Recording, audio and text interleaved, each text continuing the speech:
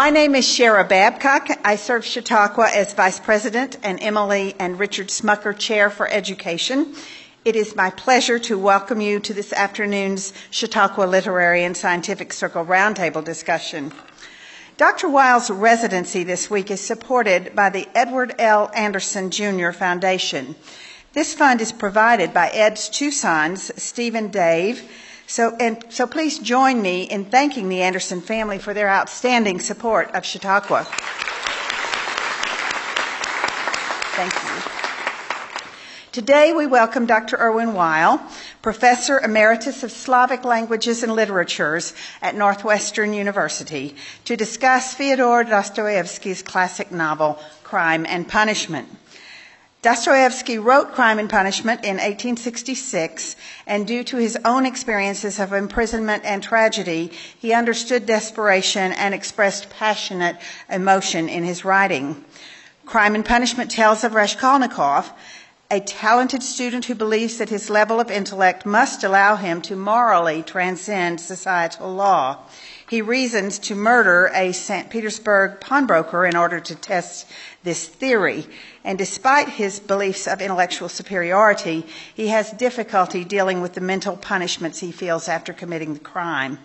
Dostoevsky was a pioneer of suspenseful writing and is widely considered one of the greatest, if not the greatest, Russian novelist of all time. Dr. Irwin Weil, preeminent scholar in Russian literatures, has served as this week's scholar in residence. Describing Crime and Punishment as probably the most powerful learning experience I've had in my life, Dr. Weil is known for fostering United States and Russian relations. His participation in founding the International Association of Teachers of Russian and Russian Literature helped with the intellectual breakdown of the Iron Curtain between the United States and the USSR during the Cold War.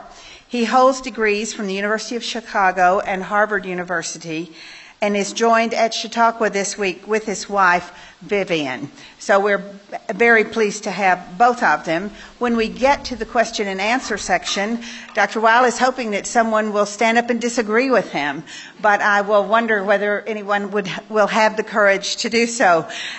So ladies and gentlemen, readers and writers, lifelong learners, Chautauquans from the Soviet exchange, please join me in welcoming Dr. Irwin Weil to discuss Fyodor Dostoevsky's Crime and Punishment.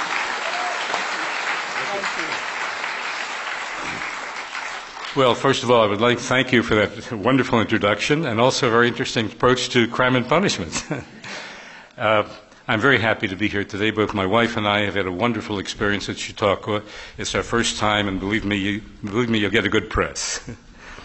In the next 40 minutes or so, I'd like to try to tell you something about a very, very complex novel. You understand that a Russian novel doesn't get started until page 1,000 anyway. But I'll do my best to get you at least somewhat into it. I suppose it's nothing but a blatant cliche to say that Dostoevsky is one of the most important and worldwide popular writers of modern times.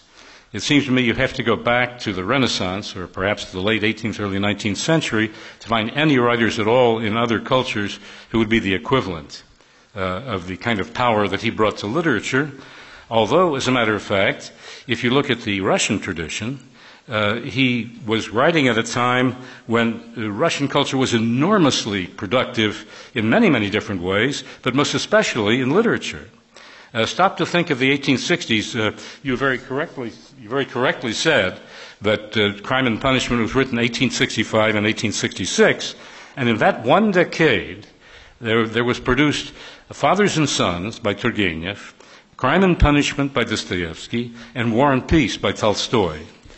I challenge you to show me another era in literature, maybe with the exception of the ancient Greeks, where such a large number of powerful works have been produced in such a short time. It's really a remarkable thing.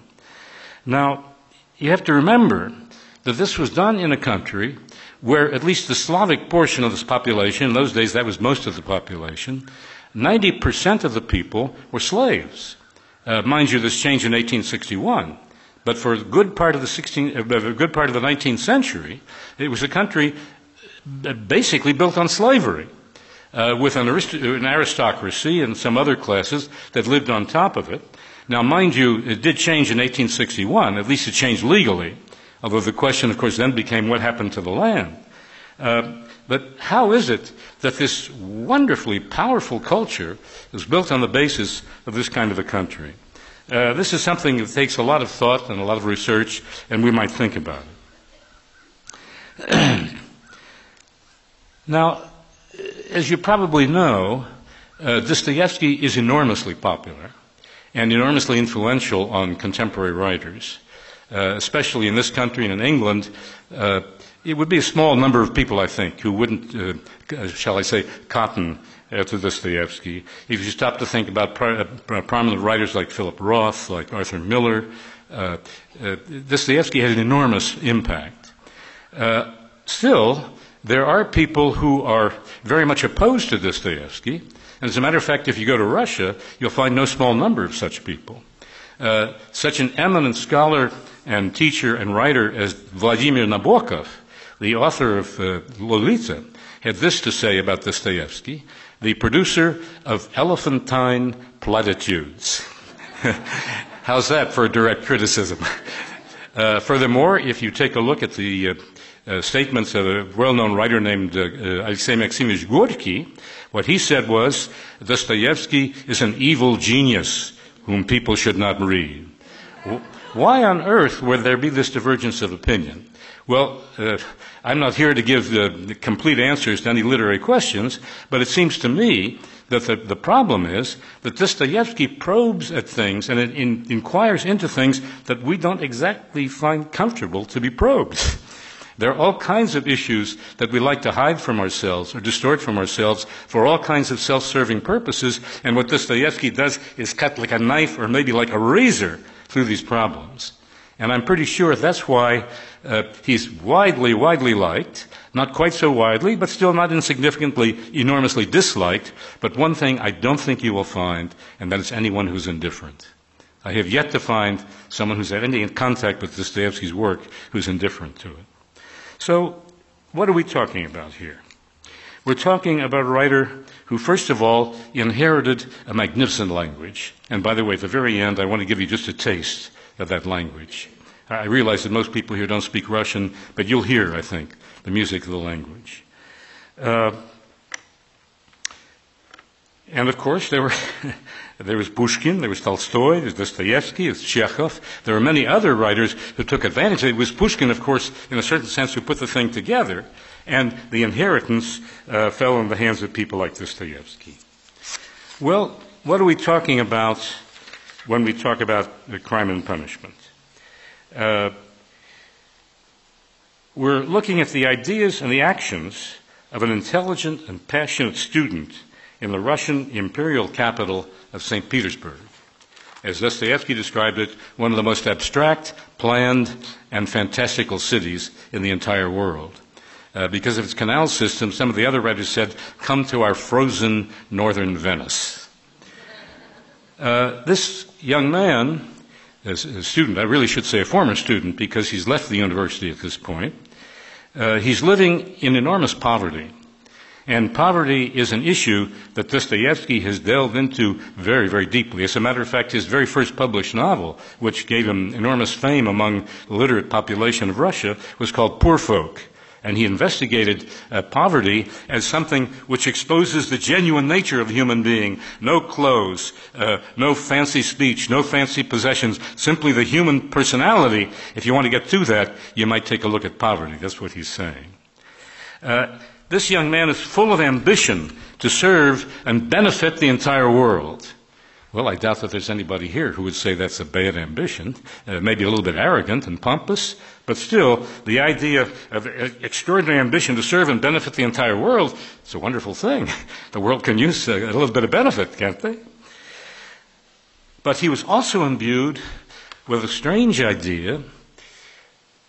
Well, I'm really misstating it. I wish I could say it was a strange idea, but if you look at the 20th century, you'll find many hideous perversions of that idea that caused huge suffering and huge tragedies to human beings. He's imbued with the idea of becoming a superman. Perhaps you're aware of the fact that in German this would be Übermensch. And you know who was talking about the Übermenschen was a man named Adolf Hitler. And then, of course, since there was the Übermensch, there were also the Untermenschen. That is, people who are not the exalted race. And, of course, for these people, life would become hideous. So he's imbued with the idea of becoming a superman whose beneficent intentions, remember, he's trying to help the whole world, whose beneficent intentions give him the right to boldly step across the legal and moral limits of a civilized society and a civilized civilization. To become and now here I'm quoting part of Crime and Punishment, to become a latter-day Napoleon, who unhesitatingly carried out a massacre in Paris, abandoned an army in Egypt, and lost 500,000 men in Russia. And what was that compared to the ambitions of a Napoleon? It's the difference between again, this is a very Russian, I'm translating it, of course, a very Russian expression, the difference between a God-man and a man-God. Now, of course, the God-man, I'm sure you all understand, was Jesus Christ. And, of course, if you take seriously the teachings of the Christian church, of various sects and divisions, their intention is beneficent with loving kindness toward the entire world. But what is the man-God? Did I say it right? He was the God-man. I think that's what I said. The man-God is the one, well, is Napoleon, is Mohammed, is Lycurgus, are those creatures who took they could arrogate unto themselves the right to do anything they wanted to because they were propounding a new idea which would resurrect the world. The title of the novel in Russian really gets to this in some ways that the English title doesn't. In English, it's called Crime and Punishment. In Russian, it's Преступление и наказание. Now, naказание does mean punishment. I don't think there's any other way to translate it. Преступление, however, is an interesting word because stupить in Russian is to take a step, and stuplение, of course, turns it into a noun, and prie has the idea of across something. So what it is a stepping across. And what are they stepping across? Of course, the moral and legal limits of a society. A man who dares to step across those limits, well, sometimes we call a criminal, and a few times we also call a hero. Or sometimes we call him a criminal while he's alive, he or she, that is, while he or she is alive, but when they're dead, we make statues to them, because they were the ones who brought a new idea to civilization.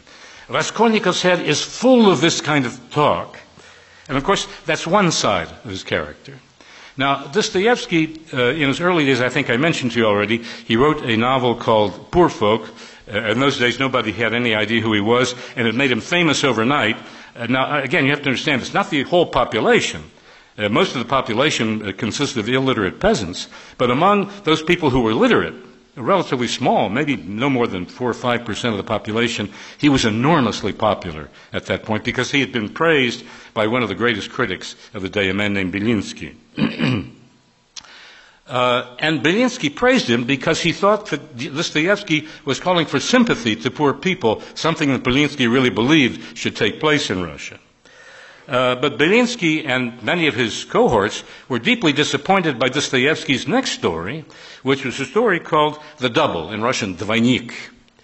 Because in this story, and it's a strange story even today when we know we have a lot more ideas about psychology than they had in those days, because it concerns a man named Golyatkin, which in Russian means naked, who is a struggling bureaucrat who has the temerity to fall in love with a woman who's in a class way above himself, and who drives himself so crazy that he thinks he sees, or maybe he does see, it's not quite clear, a man who is exactly, well, I guess today we would say his clone. He becomes Golyatkin Starshий, that's Golyatkin Senior, and this man becomes Golyatkin Mladshий, that is Golyatkin Junior, and they're absolutely indistinguishable. And Golyatkin Jr. Is a terrible prankster, and pretty soon he's doing all kinds of horrible things that people think it's really Golyatkin Sr., but it's really, you follow me. And pretty soon he's driven absolutely crazy, and it ends up with him on the way to the insane asylum. Belinsky couldn't make head or tail of what the devil was he trying to talk about. And as a matter of fact, today, that has become a very popular subject to be studied through this story, not only in courses in literature, but courses in law and courses in psychology and so on. Today we take a much more tolerant view of these views than they did in those days. But this idea of the double is something that carries through everything that Dostoevsky subsequently writes, and most especially in this novel.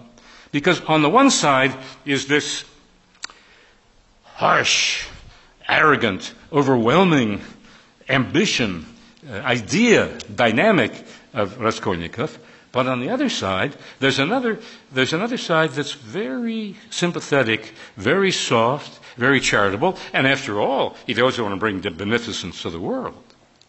Well, he decides that he is going to get enough material goods and enough money to start him off on a career which will be enormously helpful to the world. And how is he going to do this? He is going to murder an old woman. Not exactly an old woman. She is it's not quite the same, but sort of what we would call a pawnbroker. That is, she accepts old valuable pieces from people who need money. She gives them maybe half of what it's worth. She makes them pay back the loan with interest. And if they don't pay it back, she has the right to sell. This is something that we're familiar with, of course, with the idea of the pawn shop. And she's not a very attractive person. A chicken-like neck and a hair that's full of oil and an old shawl that's torn. He's tempted to say, this is not a human being. This is a louse. This is a whoosh. The world would not be unhappy if she were to be eliminated. Well, I suppose that's one way of looking at older people. A few of us might take objection to that. On the other hand, this is a human being. What happens when you dehumanize any human being? I don't care what they look like. I don't care what impression they make upon you. This is, well, what shall I say? A no-no. Furthermore, she has a sister. Her name is Alyona Ivanovna. By the way, you understand in Russian, when I say something like Ivanovna, that means her father's first name was Ivan, and since she's a woman, it's Ivanovna. If she had a brother, it would be Ivanovich. Don't be confused by this. In the old days in Russia, they used to refer to people by their name and patronymic. Ivan Ivanovich, that meant Ivan, the son of a man named Ivan. If it were, let's say, Tamara Ivanovna, that would be a woman who was the daughter of a father named Ivan. That's not really very difficult. So this Alyona Ivanovna has a sister named Lizaveta Ivanovna, and she's quite different. She's really a rather attractive woman, although she's very meek, very humble, completely under the thumb of her sister, but nobody would call her a voish. I think even Raskolnikov would say she's a totally innocent and reasonably attractive person. Well, and of course, many of the people who criticized this novel when it came out said, well, this isn't real. People aren't like this. What about this theory of dehumanization? What about the idea that there are certain super people who have the right to do anything with Untermenschen? Does that ring a bell about certain things that happened in the 20th century? Does that ring a bell about the hideous tragedies that happened from the 1930s through the end of 1945 under the Nazis? And what about the murders in the Soviet Union?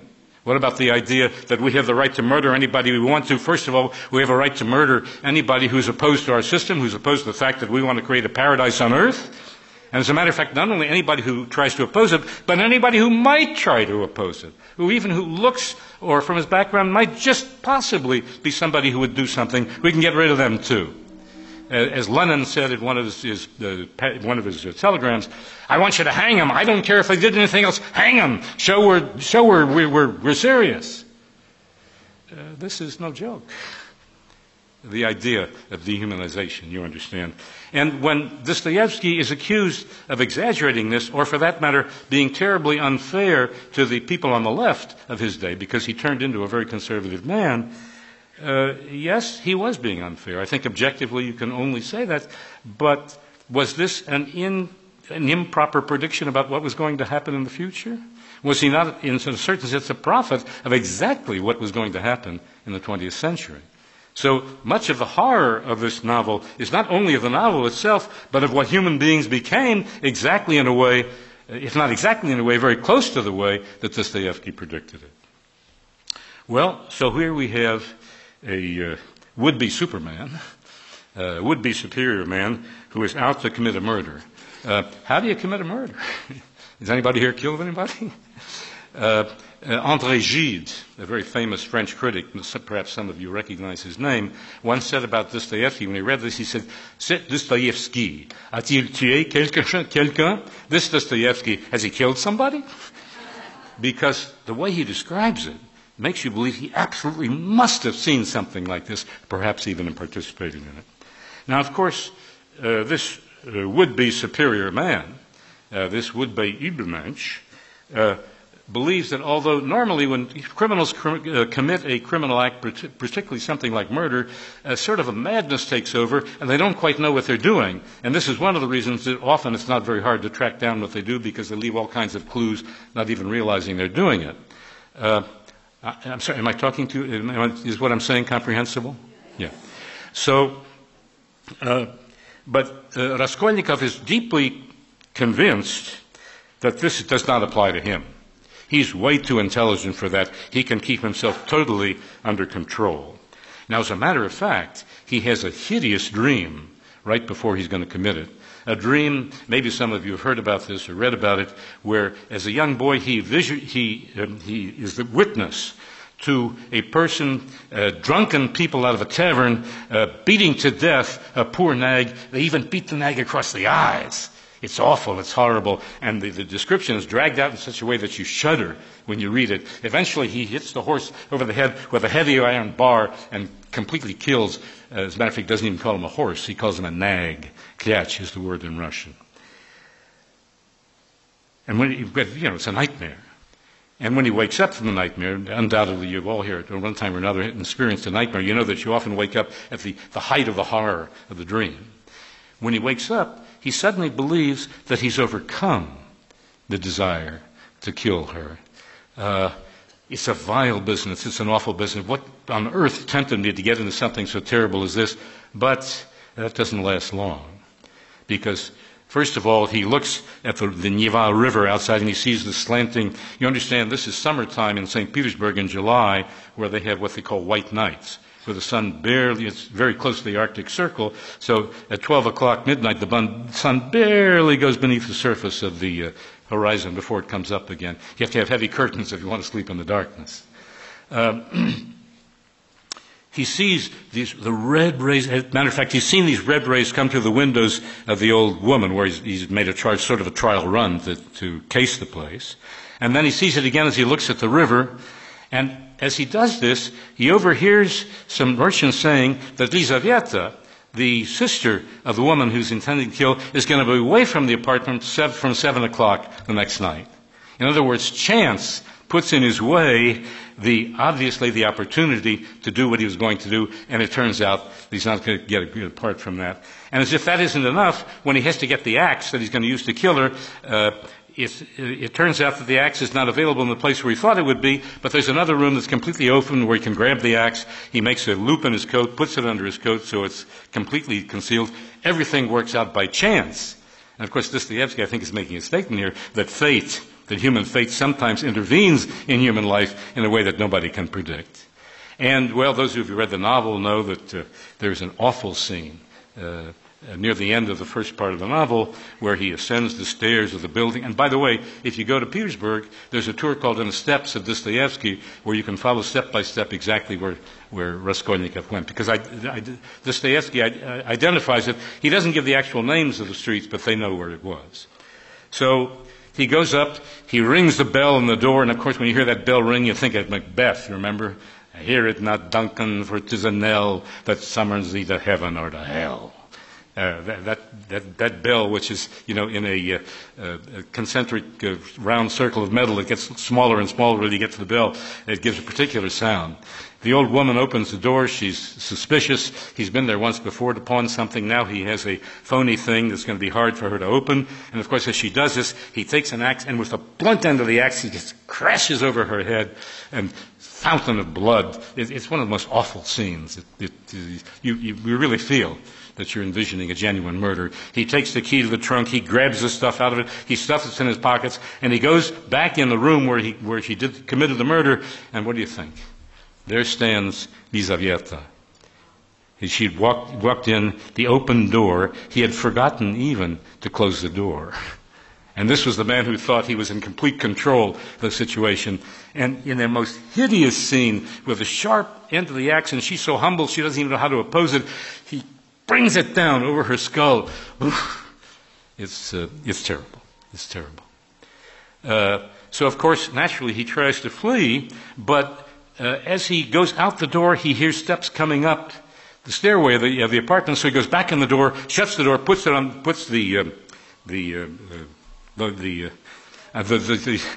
metal thing in the eye, the hook in the eye. That's the word I'm looking for. These days the words don't come quite so freely. He put the hook in the eye, and here he is standing on this side of the door, and on the other side of the door are these two people who come up, say, "Hey, I don't know what they wear. Come on, open the goddamn door." They shake the door, and it rattles like hell because it's on the hook. And suddenly they say, "Wait a minute. There's got to be somebody there. If she had gone out, she would have locked the door with a key, and it wouldn't rattle like that. Somebody's in there. Hey, are you dead? Are you asleep or something? Come on, wake up, open the door." Nothing happens. Uh-oh, something's wrong.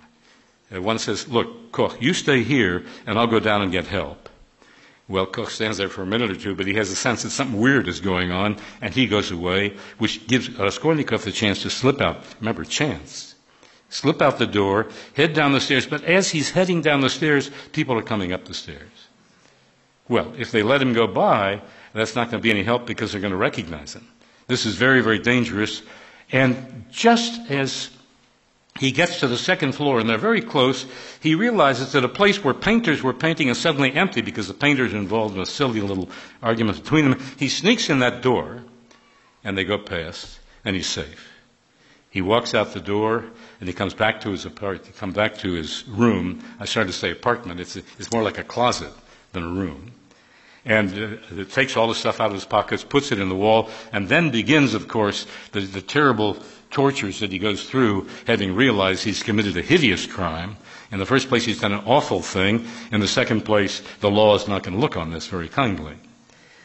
Now, there are all kinds of things that are happening. I really want to leave time for your questions, so I'm going to try to keep this down as shortly as I can, which means, of course, I have to go through a very complicated novel very fast and can only talk about certain things.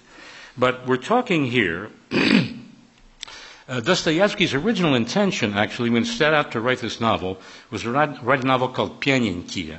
Well, the word pyanly in Russian means drunkard, and Pyaninki is typical of the Russian language. You can turn it into a diminutive. Pyaninki is a dear little drunkard. Just like Tatiana is the woman's name, but Tanya, that's a nice woman you're close to, and Tanyechka, and Tanyusha, and Tanyachushka, oh boy. You can do all kinds of things with diminutives in Russian that's not so easy to do in English. Mind you, of course, Richard becomes Dick, Robert becomes Bob, Janet becomes Jan. We do have such a thing as diminutives, but not the way the Russian language has it. So he has the problem of how to get rid of this stuff, and eventually his first idea is to throw it in the canals in the water, but it will float away. That wouldn't be any good. He finds a place behind the fence that's sort of fenced off from the street. There's a big stone there, which he manages to pull up and hide it under the stone, which means, of course, that even if it's found, nobody could connect it with him. And then he comes out. So there's a relationship, first of all, to the drunkards, because he comes in contact with a drunkard named Marmeladov. Notice the name, the sweet, sticky name, Marmeladov. And this is a wonderfully sympathetic part of the novel, which makes you have sympathy with people, first of all, who are poor, and second, who can't help themselves with a terrible obsession with alcohol. But this drunkard also has a daughter, and it's rather horrible, because, of course, when he empties the house of money in order to get his alcohol, there's nothing left to feed the children. And there are 3 children on that plan. They're going to starve to death if they don't have some money. So what the stepmother does, a woman whom he's married as his second marriage because his first wife died, she goes to his natural daughter. Her real name is Sophia, which you'll notice means Soph, like wisdom in Greek. She's called Sonia. And she says to her, look, you have to go out. You have to go out and bring in money. And you understand what he's telling her. He's telling her that she has to turn to prostitution. Of all people, a timid, lovely young woman suddenly forced into prostitution because this terrible drunkard has drunken up the money of the family. This is one side of Raskolnikov's character, because she's going to be a kind of redemptive personality in relation to him. And then there is a man named Svidrigailov. By the way, the name probably is... We're not quite sure about this. It's probably derived from a battle where the Russian Orthodox forces lost and the non-Christian people won. That's probably where the name comes from. Now, Svidrigailov has been accused by Raskolnikov's mother of having done a terrible thing to Raskolnikov's sister, having subjected her to sexual advances, which she, as a poor young girl who was a governess on the estate, found hard to resist. Eventually, she's forced to leave. Her reputation is ruined because lots of rumors go around. This Svidrigailov, if you read this letter that the mother has sent, is an awful guy, a terrible guy. And of course, eventually, Svidrigailov, with his sensual desires and the ugly part of his life, turns out to be a kind of a double of the awful side of Raskolnikov, a double on one side, just as Sonia, with her almost angelic ways of doing things, with her deep religious feelings and experiences with the New Testament and so on, she turns out to be the angelic side. You might say on one side is the devil, on the other side is the angel. On one side is a demonic double, on the other side is angelic. And then, finally, there is a character named Porfiry Petrovich. They don't even give him a last name, because as you might guess, his first name is Porfiry. His father's name was Peter, or Pyotr in Russian, so his patronymic is Petrovich. Porfiry is no fool. He soon understands pretty well that, this Raskolnikov is a very suspicious character. And eventually he becomes, particularly after he reads an article by Raskolnikov has argued in print that there are certain superior people in the world who have the right to do what no one else has to do. And as a matter of fact, they can even have a clean conscience when they engage in murder. It fits pretty well, some of the details that he learns about this crime. So, of course, Porfiry is a curious thing. After all, I'm sure there's nobody in this room who would say that the murder of 2 innocent people is a good thing. But in spite of that, when you read it, you have a certain sympathy with Raskolnikov, but because there is a side of him that really attracts you. Now, Porfiry very soon starts hinting to him in a rather nasty and sarcastic way, I know pretty well what you be. He even winks at him when they talk about the murder of the old lady. So, of course, you think that this is a fearful personality in relation to Raskolnikov. But toward the end of the novel, you begin to realize that Porfiry has seen in Raskolnikov the other side of him, and realizes that in spite of the fact that this man has committed a hideous crime, nevertheless there's a hope that he could be, I use the word advisedly, he could be resurrected, both in the psychological sense and in the religious sense. That there's something in him that is hopeful, and that he, Porfiry, would try to work things out so that it would be possible to have a resurrection. And of course, that's really what the end of this novel is all about. The novel ends with some hideous nightmares that Svidrigailov goes through, because again, he's been trying to get to Raskolnikov's sister, Dunya. As a matter of fact, at one point, he traps her in a locked room and almost threatens to rape her. So she pulls out a pistol, as a matter of fact, the pistol which he had given her when she had been on his estate, and she fires at him, and the bullet grazes his forehead, and a few drops of blood come and says, "Oh, is that the story? Well, you're going to help me to go to America." What does he mean by America? Well, you can sort of guess. She says, "If you take one more step, I will shoot." He says, "Oh, all right. And he takes another step, and she pulls the trigger, but this time the gun misses fire. And he said, well, that's all right. Take your time. I'll wait. Reload. And now she realizes that if he takes one more step to her, she couldn't help but kill him. There was no way that the bullet wouldn't kill him, and she throws the pistol away. And he's so moved by this. He says, so you really couldn't be with me. You really couldn't see something good in me or unite your life with me. She says, no. He says, here, take the key quickly, leave. Now, it's interesting that this proud girl, young woman, this proud young woman who is the brother of this would-be Superman, who is the sister of this would-be Superman brother, well, he has committed a murder, and a murder of innocent people. Murder you couldn't possibly approve. She was in a position where I don't think any of us would have blamed her if she had shot Svidrigailov after he was threatening to rape her. Now, I know that self-defense has become a very complex issue now in this country, but in this particular situation, I doubt that no matter what the legal morality would have been, the legal reality would have been, I don't think, morally speaking, anybody here would blame her. But she chose not to. So, of course, who is the stronger of the two? They're both tremendously proud people, almost like Napoleon, but she has genuine true pride, and of course turns out to be the stronger of the two. And this is not unusual in Dostoevsky, by the way.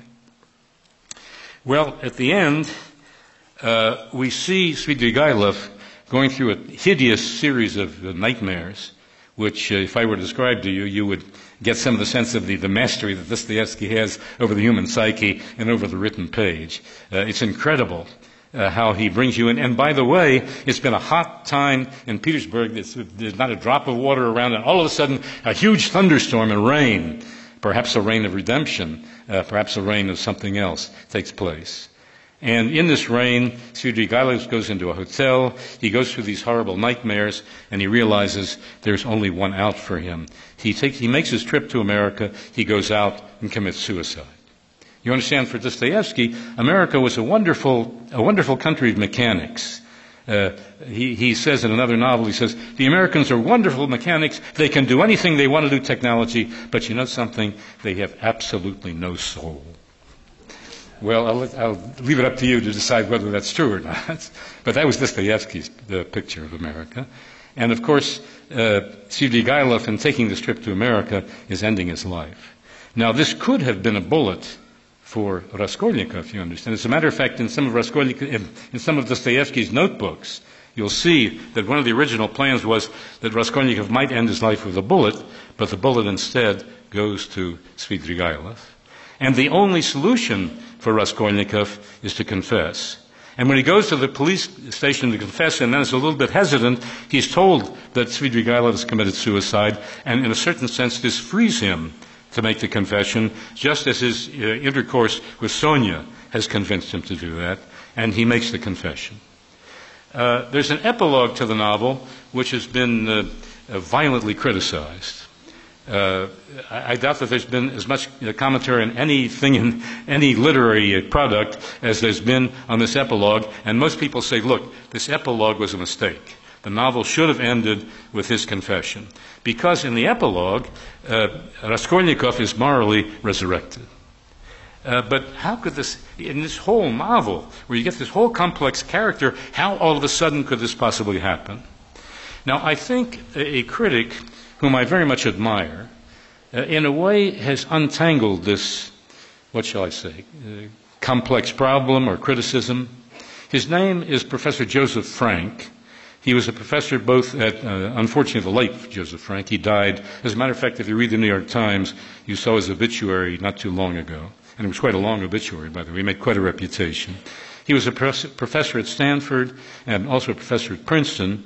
He wrote a 5-volume biography and analysis of Dostoevsky's life and work. It's like this, a little bit like a Russian novel. But I do believe that it's a remarkable piece of work, and he has a very penetrating mind and a very penetrating analysis done in a delightful style that's not abstract, that's not pompous at all, it's easy to read. If you really want to read good criticism about Dostoevsky, and you don't mind reading a lot of pages, take a look at Joseph Frank. And this is what he has to say about the epilogue, and I find it convincing. He says what these critics tend to miss is that in the first part of the epilogue, where Raskolnikov is in a camp that, after all, Dostoevsky knows something about. He himself was a prisoner for 4 years, if you know something of his biography. In the first part of it, in the first 18 months, Raskolnikov is a very sullen, not very pleasant character that the others don't really. As a matter of fact, at one point they try to beat him up. Luckily, a guard intercedes and stops it. Furthermore, Sonia has gone out with him to be faithful with him, and he, even to her, he acts in a very, I would say, nasty way. And this goes on for 18 months. As Frank puts it, what he's doing there is to trying to work through this awful theory of his, of the man-God, of the Superman. In the trial, he tried to make it seem like he did this out of poverty. He was in terrible poverty. He didn't quite know what he was doing. That's one of the reasons they gave him a light sentence. Another reason was that Porfiry stayed out of it. But in this time, he's trying to work through this awful thing, and then he has a dream. And of course, Dostoevsky is an absolute master of dreams. And in this dream, the whole world has become, everyone in the world has become convinced they are super people. They know exactly what to do, and they start to quarrel with each other, and there's mass murder, and there's mass chaos in the world. And in this dream, somehow, he manages to work through. To work, that, when I say to work through, what I mean is to get beyond this theory and realize that it leads to very bad consequences. And then, and only then, does he turn into a man who has a moral resurrection. But, says Dostoevsky, this is the subject of another story, which I'll tell you at another time. Well, even Frank admits that that's way too simple a solution to the problem. But, he says, this epilogue is there for a purpose, and a genuine purpose, which serves the novel very well. And I'm convinced. If some of my colleagues were here, they would argue with me very violently. Well, what was that other story? Have you heard of the Brothers Karamazov? If you haven't heard of it, if you haven't read it, take my advice. Take a look at it. It's a short 900-page introduction to the story that he intended to tell. And believe me, he wasn't bluffing. If you look at his notebooks, you'll see he had quite extensive plans, but something intervened, he died. And of course, it's rather hard to write a novel after you died. I want to stop here. There's so many things I could say and should have and would have liked to have said, but what I really want to get is your honest reactions to what I've done. So please, let me have the questions. If you agree, that's great. If you disagree, that's fine. If you want to discuss something, that's fine. Let me hear from you.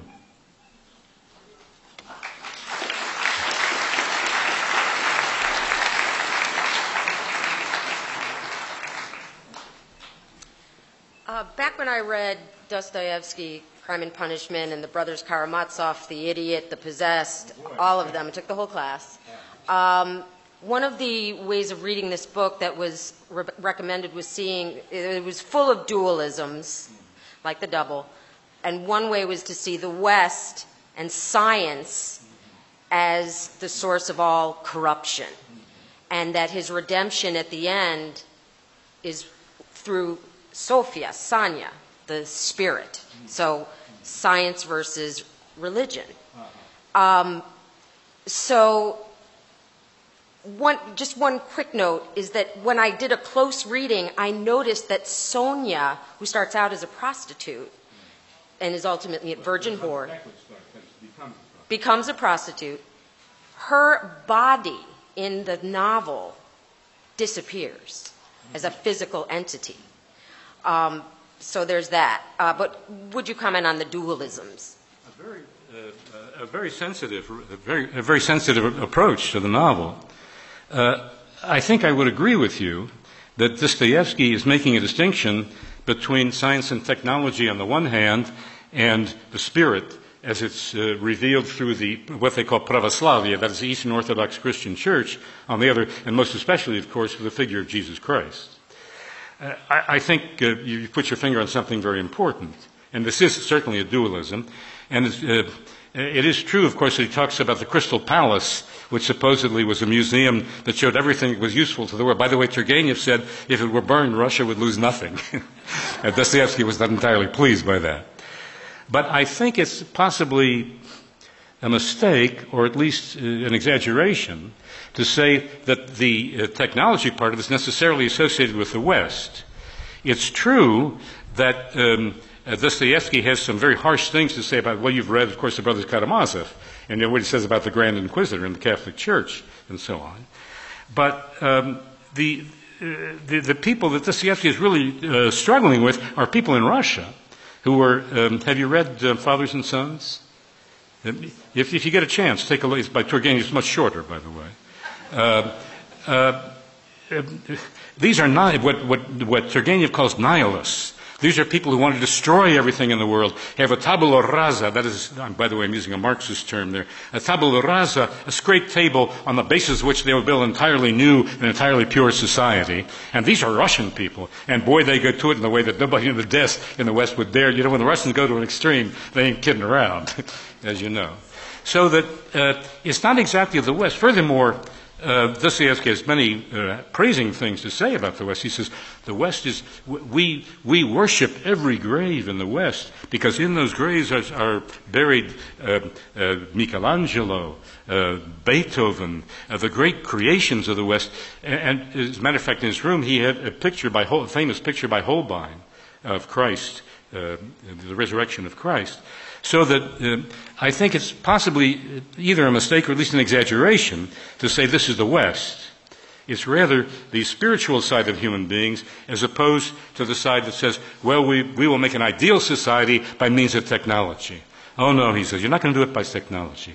You're only going to do it by one way, and of course, as far as Dostoevsky is concerned, that way was the path to Christ.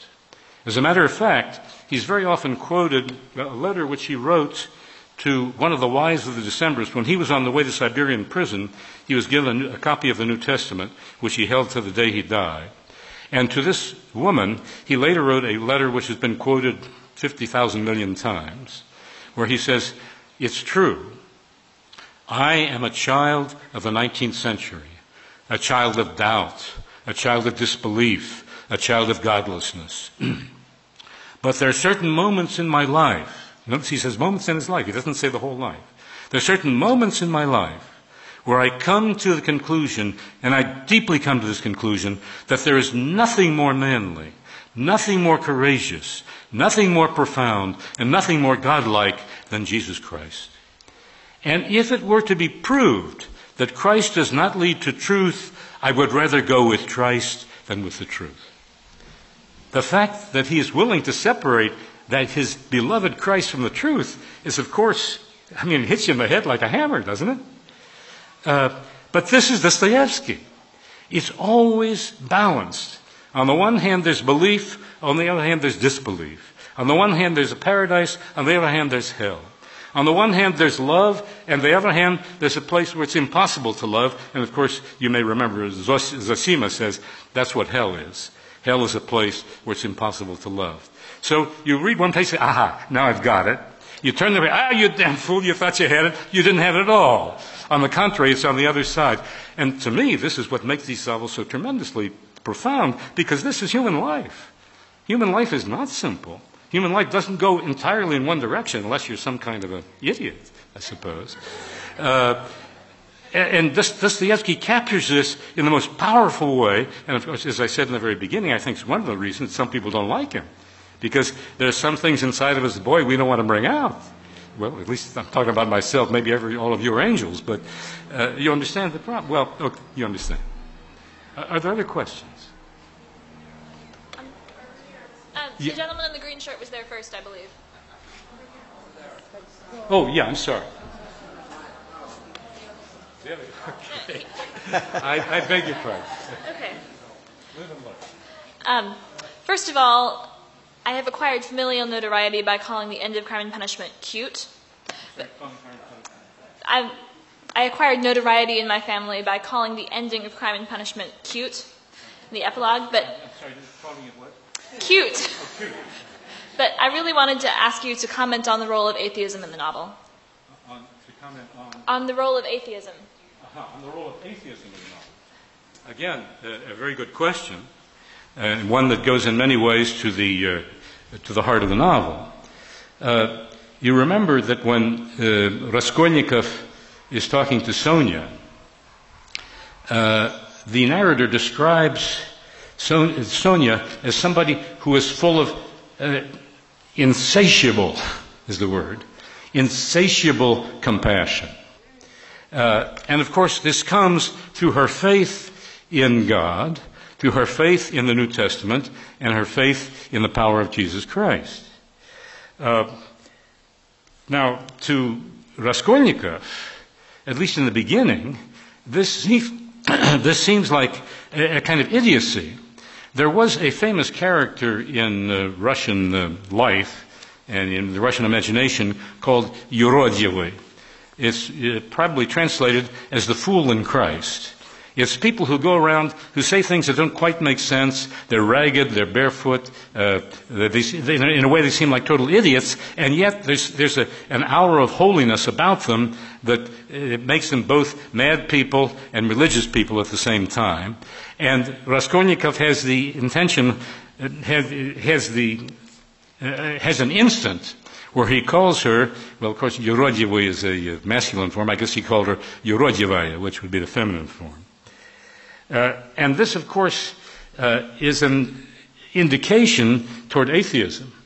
This is an indication toward disbelief in God, because after all, if you're going to be a Superman, you take over the prerequisites of God. You can do whatever you want to do. On the other hand, this has produced a terrible reality in his own life, and it is Sonia who brings him through religion to a recognition of this. And this is done through her reading of the book of John, which describes the resurrection of Lazarus. You remember that Lazarus is lying there dead, and his family is mourning, and one of them calls Jesus Christ and says, "I believe in you, and I know that you can resurrect my son."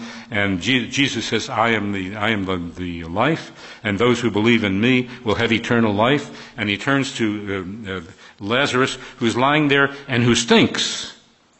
And it's very important. If you've read the Brothers Karamazov, you know about Smirdakov. And smrdit means stink. Who stinks. And this is important. Look, you can fool the eyes. You can fool the ears. You can even fool the mouth sometimes. But you can't fool the nose. If the nose tell you he stinks, and he's been stinking for 4 days, he's dead. And this isn't some phony guy claiming to be a magician. This is Jesus Christ. And Jesus brings him back to life. And of course, when he's brought back to life, they roll back the stone from his grave, and he arises and is once more alive. And of course, this is obviously a symbol of what she would like to see, and at the very end of the novel happens to Raskolnikov. Now you notice the lifting of the stone. Remember where he hid the stuff that he stole? That was also under a stone. So, of course, the lifting of that stone, the placing and the lifting of that stone has a very deep symbolic significance and has much to do with the question that you raised.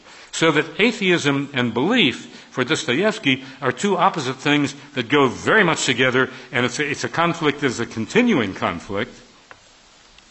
As a matter of fact, in Russian, I wrote this down because I was sort of anticipating that question in a way. In the 20th century, this is a real mouthful. There is the Союз воинствующих безбожников. Hear that? Союз воинствующих безбожников. That is the union of fighting godless people. The aggressive people are going to prove to you that there's no God. And I'll give you one guess what government was pushing that. Now, of course, traditionally in Russia, there had been the православные верующие, that is, the Russian Orthodox believers. And of course, a верующий is one who believes in God. Now, to be honest with you, the first time I went to the Soviet Union, which was 1960, of course, I had read a great deal about atheism under the communists and so on. To my great surprise, when I would have conversations with ordinary people, obviously not government people, but ordinary people, within 5 minutes they would say, "А вы верующие? Do you believe in God?" Can you imagine an American conversation where you get to know a person for 5 minutes, they ask if you believe in God? And this was the atheist, godless Soviet Union. I began to understand that under the surface of this atheism, there lay a very, very important religious... I could talk at length about this. I don't want to take too much time now. Now, in Crime and Punishment, again, to relate myself to your question, in Crime and Punishment, you find this only in sections. As you have to go to particular sections to see the evidence for what I've just been talking about. Well, you've read it, so you know what I'm talking about. In the Brothers Karamazov, of course, this comes to the center of the stage. In the Brothers Karamazov, the whole novel is based on the distinction between atheism, which is very powerful on the one hand, and belief, which is quietly, but nevertheless definitely said. You know that perhaps you've heard of the famous chapter called The Tale of the Grand Inquisitor, where Jesus Christ comes back to earth, resurrects a young girl who has just died and the family is mourning, and is arrested by the high priest, by the Grand Inquisitor of the Christian Church, because he says to Jesus, "You're ruining my religion." And when Dostoevsky, by the way, he dictated that to his wife, and after he was finished, he asked her, "What do you think of it, Anya?" She said, "Oh, it's wonderful, marvelous." She said, "Look, I don't want to hear that. I want your honest opinion." She said, "Well, to tell you the truth, Sviedja, I don't know, I didn't understand it." He said, "What do you mean you don't understand it?" He began to explain it. And she said, the more he explained it, the less she understood it. When a very famous reactionary politician, who was a great protector of Dostoevsky, a man named Podbedonostyev, read this chapter, he said, "What are you doing? I thought you were on my side. And here you've made a powerful argument for atheism." And Dostoevsky said, "Listen, I wanted to show those so-called atheists that I could make a better argument for atheism with my little finger than they could with their whole head. But the whole rest of the novel is an answer to that." This is what Dostoevsky said. Well, is that true? Is this to be taken seriously when you know that he's always playing around with you? Well, there's a scene at the end of the novel that I swear you could read 10 times and miss. Because, you know, usually Dostoevsky's hitting you over the head like Raskolnikov hits the old woman over the head with a sledgehammer. It's very seldom there's anything subtle in Dostoevsky. But if you've read The Brothers Karamazov, you know that the young boy, Ilyusha, dies at the end of the novel. And Alyosha, one of the religious of the brothers, goes to say a sermon at the stone, which will mark the place where he's buried. Now, earlier in the novel, the saintly man, Zosima, whom Alyosha has worshipped, Alyosha is impatiently is impatiently waiting for the time that this holy man is going to die, because he knows that genuinely holy people, genuinely holy elders, as this man is called, die in sanctity.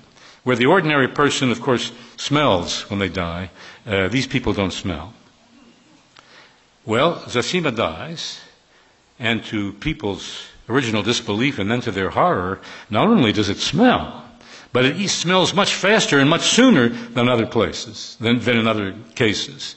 Well, there's a realistic reason for this. It's in a closed room in the summertime. It's hot. The man is old and probably with a lot of sickness. It's not surprising that he would stink more quickly than other corpses. But that this would happen, in contrast to Alyosha's hopes, was a tremendous disappointment, so much so that he ran out of the monastery. He ran away from belief. Now, eventually, he was going to come back, but this was a hideously traumatic experience in his life, and it had much to do with the argument between religion and atheism. Now, at the end of the novel, Alyosha is giving a sermon at the stone, and in a very quiet sentence that, with Dostoevsky, it's easy to overlook when you visit such a long novel, he says, "Strange to say, the body of the young boy gave off no smell." And of course, it's just a hint that, as a matter of fact, there is some kind of redemption after life, and it's said very, very quietly. And perhaps the fact that it was said quietly makes it more impressive and more powerful in Dostoevsky's statement. So that in many, many different ways, what you describe, of course, takes place very powerfully, not only in Crime and Punishment, but even more so in The Brothers Karamazov. Yeah, I'm sorry. Try not to talk so long. My question has to do with, shall we say, the Russianness of this book. I couldn't help but be thinking about Ayn Rand and the character that she creates as what she at least seems to believe as the quintessential American, who is not bothered by any concerns of what's right and wrong and that sort of thing. And here we have a character who is clearly Russian and can't behave like Ayn Rand's characters would behave because he has a conscience and becomes punished by that. To what extent is this, in your opinion, a really picture of Russianness as opposed to the humankind broadly? A very interesting question, and you give me an excuse to do something that I'd wanted to do, that is to give you a little bit of taste of the Russian. Of course, this is obviously a huge exaggeration. I mean, in spite of the fact that Dostoevsky says we have no soul, I think I see a person or two in this audience that probably has a soul, judging by the look on your face. Dostoevsky here is being a very extreme patriot of the Russians. On the other hand, it is true that there have been some expressions, both in literature, in philosophy, in music, in art, in poetry, of a deep religious yen, a deep expression of spirit in what's normally called the Russian soul. But I think that's really the human soul, of which Russian is often a wonderfully outstanding example of. But partly to answer this, I want to read to you 3 stanzas of a poem by Pushkin. Again, as I said before, I know you don't know Russian. I will, of course, translate it for you. But what I want you to do is to listen to the music. See if you don't hear the music of this magnificent language. It's a poem that he wrote very close to the time that he died in a duel. It's called, "I've erected a monument to myself that human hands can't touch." That monument, of course, is his poetry and his personality. «Я памятник себе воздвигни рукотворный, к нему не зарастет народная тропа. Вознесся выше он главою непокорной Александрийского столпа. I have erected a monument to myself not to be touched by human hands. The path leading up to it will not be overgrown with grass. It raises itself higher than the Alexandrian column in Petersburg. That was the column marking their victory over Napoleon. И долго буду тем любезен я народу, что чувства добрые я лирой пробуждал, что в мой жестокий век восславил я свободу и милость к падшим призывал. And long will I be beloved by my people, that I aroused kind feelings with my lyre among my people. That in my cruel century I made hymns to freedom, and I asked for mercy to the fallen. This refers to the Decembrists, for whom he asked pardon. Велению Божию, о муза, будь послушна, обиды не страшась, не требую венца. Хвалу и клевету приемли равнодушно и не оспоривай глупца. You hear the music in that? To the orders of God, O muse, be obedient. Don't be upset by insults. Don't demand the laurel wreath. Accept praise and slander with equanimity, and never, never argue with a fool. This was one of the favorite poems of Dostoevsky, and maybe you can see why he was so attached to Pushkin, as of course most Russians are. Thank you.